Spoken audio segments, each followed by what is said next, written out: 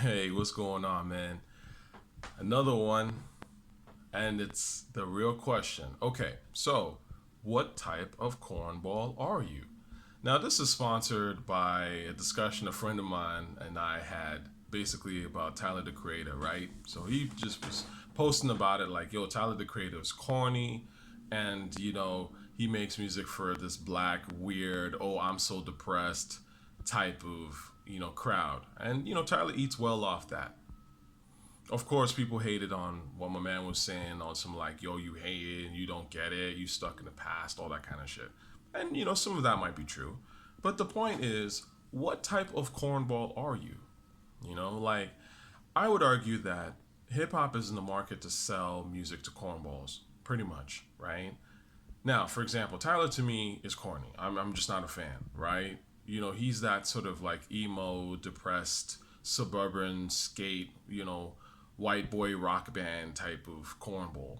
There's a market for that. That's cool. But he's not the only type of cornball that is, in existence out here. Now, let me take a look because there's a ton of these cornballs. And I'm just going to mention a couple of top. Let's see. Yeah, I mean, are you a real hip hop hood tourist stuck in 95 cornball like some of the Griselda nerds in my comment section? There's music for you, right? Are you a fake deep revolutionary who likes to make artsy ass music and talk that artsy shit, but really you don't give a shit?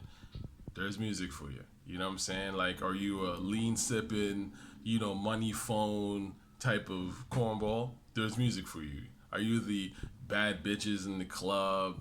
You know what I'm saying? Like, I only hang with my niggas I know type cornball. There's music for you. And this is the thing. There's music for every type of cornball there is out here. Shit, you could say I'm a cornball. Maybe I'm the, depressed, artisty, melancholic cornball. I don't know. But the point is, at the end of the day, this hip hop shit has become so formulaic. And that's why the vast majority of these guys to me are trash. It's not even so much that they are rapping about some stuff that I can't necessarily relate to. Because to me, when you're dope, you can make that shit knock and make it interesting. And I can get into it regardless of whether it's a life experience that I haven't personally experienced.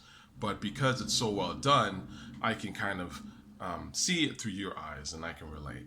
But the problem is that this whole shit right now is about formula.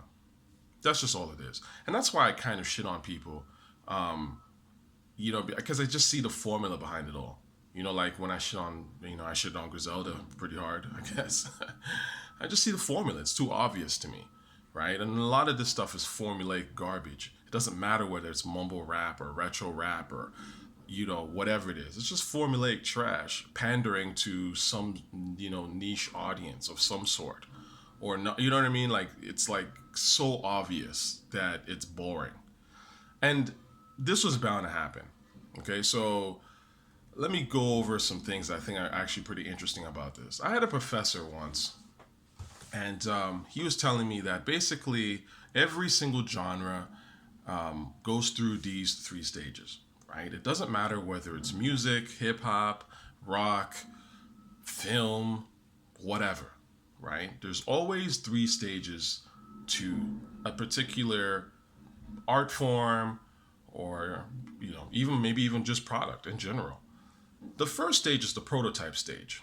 So when a genre is in its sort of like beginning stages, the artists are basically prototypes, right? You're dealing with prototypes. So when you're listening to like a Kumo D or you're listening to a Houdini or whatever, a Grandmaster Caz, a Melly Mel, these are prototypes, right? These are the guys that basically create the genre. They have some interesting ideas, but they're unrefined.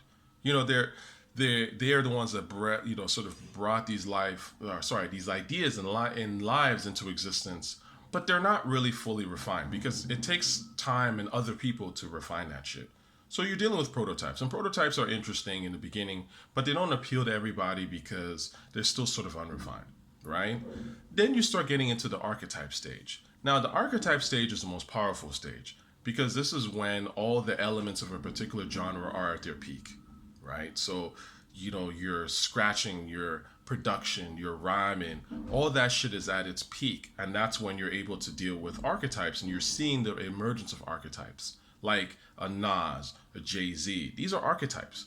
Archetypes is like a certain type of character or a certain type of individual or thing that is just so common to the human experience and is so like unique but personal and also universal all at the same time.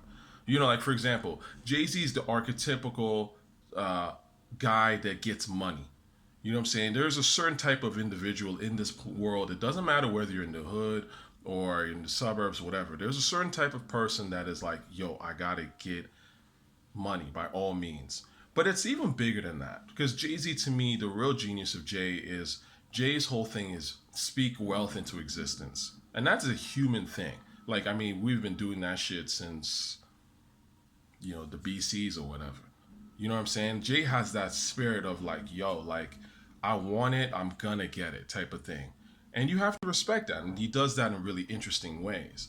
And that's why he's Jay Z, right? He's an archetype, he's a certain type of dude. Just like Nas is like the typical poet.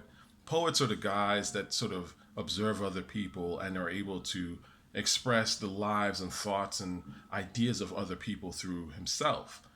And is almost sort of like a sociological sort of rapper, anthropological.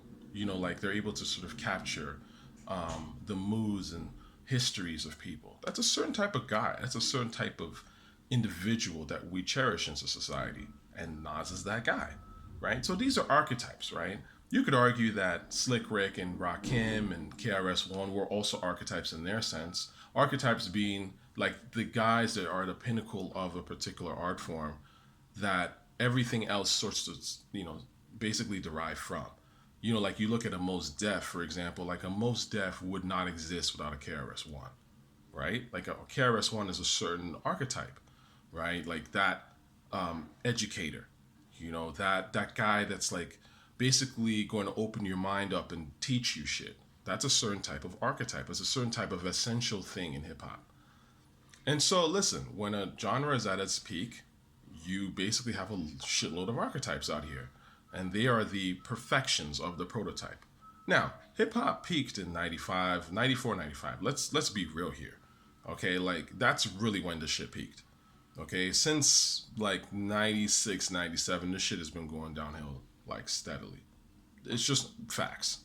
Like now, does that mean that everything is whack in 2020? No, of course not. Does that mean that there weren't brilliant music being made in 2004 or 2018 or 2011 or whatever? No, of course. There's always great, brilliant music being made.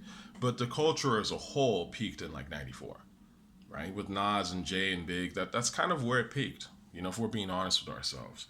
So that's the thing that happens with genres. And then the last stage, when a genre is in decline, you start dealing with stereotypes, right? And stereotypes are people that are basically just sort of Xeroxes of the archetype, like almost cheap imitations of them, right? Like they're very much of their time. Like to me, Kendrick Lamar is a Xerox of like an Eminem, a Lupe Fiasco, who's also a Xerox of a Jay-Z to a certain extent. These are people that they're not fully formed. They're not as sort of well-rounded as an archetype. They just do one thing and that's all they do. And it's usually one thing that's sort of like you can see it coming a mile away. And if you feed into that stereotype and you love that stereotype, you'll feel it. But for everybody else, we're just gonna be like, that's kind of boring. Like I don't give a shit. And to be honest with you, I see a whole genre right now full of stereotypes. Even guys that I love, like I love ASAP Rocky and I love Playboy Cardi. To me, they are stereotypes and they do stereotypical shit to a certain degree in terms of their subject matter.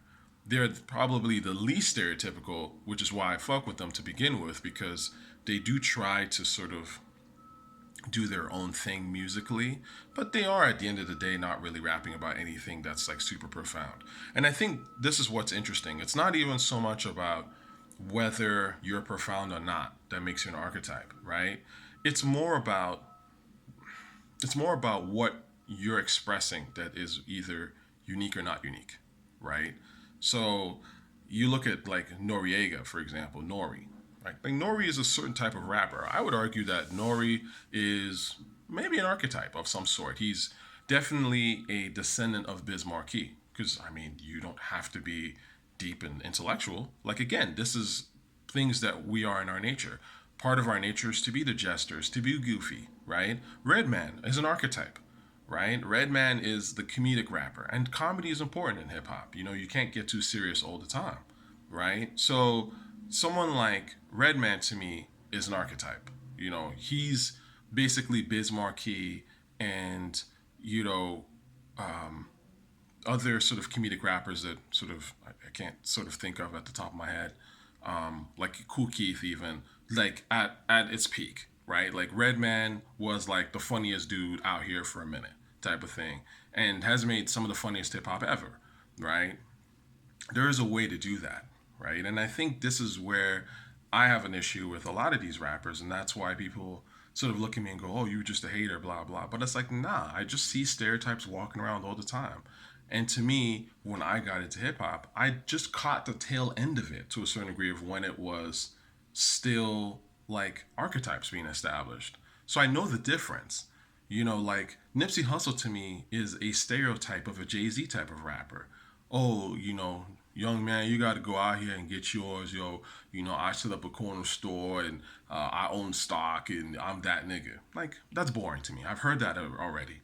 Like, you're not doing anything new. And in fact, you're kind of pandering to people that want to hear that, but not delivering it in a way that's unique to this particular time and, you know, really giving it some thought. Whereas, like, Jay Z decades earlier gave it some real thought and really was like went into the spirit and the idea and the attitude of what it's like to be a hustler or someone that speaks wealth into existence, right? And I think this is the issue. You know, like I'm not seeing these guys try hard enough. I'm seeing a lot of pandering, and I'm seeing a lot of like, oh, I like this because I'm in this type of genre, subgenre of rap. But for someone like myself who listen to every subgenre of rap, and I like just about you know everything, I would say. You know, there's some subgenres I think I like more than others, but I like artists in each subgenre of rap. You know, like, but I think that whatever it is that you do, you just have to be the best at it. You have to be really good, and that's how I think. I'm like, okay, who's the best at this type of music? Let me listen to that because everyone else I'm not gonna really pay attention to, unless they're trying hard enough on some level, right? Like, I love cloud rap. You know, like that's a certain subgenre of music. You know, like I don't like all cloud rap. You know, like I think I'm in fact a lot of cloud rap is corny, but the ones that are great at it, the Lil B's and ASAP Rockies of the world and Playboy Cardi to a certain extent, they're phenomenal. So I think figure out the type of the type of cornball you are and rock with it. If look, if you're like, look, I'm a lyrical nerd type of cornball and I just like stuff that's like, lyrical and babbling basically. And to me, that's the thing that, gets my crank going, then admit that shit. But don't be out here talking about, oh, well, that makes me like a hip hop fan and you don't understand that, this new act is the greatest of all time. It's like, knock it off, man. Like, I grew up in the fucking era of this hip hop shit. I know the levels of quality of this shit. I know these dudes who are really doing it, and I know the dudes that are just copying and are just relying on pre established ideas. And it's always obvious, right? Let's get past formula. You know what I'm saying? Like it's boring. Like I like to see people do something new. Peace.